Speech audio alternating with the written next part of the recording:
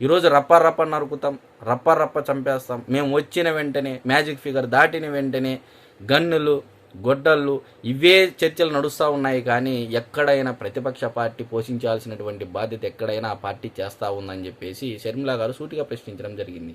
మరి అదేవిధంగా పులివెందులకు అమరావతికి ఏ రకంగా అయితే మావిగాను ఆయన ప్లాన్ బి చెప్పారో, పులివెందులకు కూడా ప్లాన్ బి అవి గొడ్డలి అని చెప్పేసి పెడితే బాగుంటుందని చెప్పేసి కూడా షర్మిల గారు మాట్లాడడం జరిగింది. మరి సజ్జల రామకృష్ణారెడ్డి గారు కూడా ఇదే వ్యాఖ్యలపై స్పందిస్తూ ఇంకా రాలేదా ఏంటి అని చెప్పేసి అనడం జరిగింది. మరి ఈమె కాంగ్రెస్ పార్టీలో ఉంటుంది, మరి కూటమి ప్రభుత్వం ఏమి చెప్తే అదేదో చెప్తానే పనిచేసే వ్యక్తిగా ఒక ఎంప్లాయీ లాగా పనిచేస్తూ ఉందని చెప్పేసి ఆయన వ్యాఖ్యానించడం జరిగింది. అంటే ఈరోజు కాంగ్రెస్ పార్టీ అధిష్టానం సైతం అమరావతి అనేటువంటి రాజధానికి పార్లమెంటులో మద్దతు తెలిపితే ఈరోజు షర్మిలమ్మ గారిని బ్లేమ్ చేసేటువంటి ప్రయత్నం సజ్జల రామకృష్ణారెడ్డి గారు చేస్తున్నారు.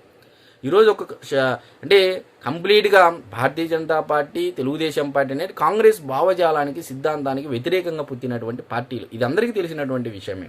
మరి అటువంటి పార్టీలు సైతం నేడు రాష్ట్ర ప్రజల కలల సౌధం కోసము, ఆంధ్రప్రదేశ్ రాష్ట్ర ప్రజల కోరిక మేరకు మరి గత 12 ఏళ్ల నుంచి పోరాడుతున్నటువంటి దృష్ట్యా ఈరోజు అమరావతిని ఏకైక రాజధానిగా సిద్ధాంతాలను భావజాలను పక్కన పెట్టి, రాజకీయాలను పక్కన పెట్టి కేవలం ప్రజల కోసము 29,000 మంది రైతులు ఇచ్చినటువంటి భూములు, 29,000 మంది రైతుల త్యాగాలను స్మరించుకొని ఈరోజు అన్ని పార్టీలు మద్దతు తెలిపితే దానిని కూడా బ్లేమ్ చేసేటువంటి ప్రయత్నం చేస్తున్నారు సజ్జల రామకృష్ణారెడ్డి గారు.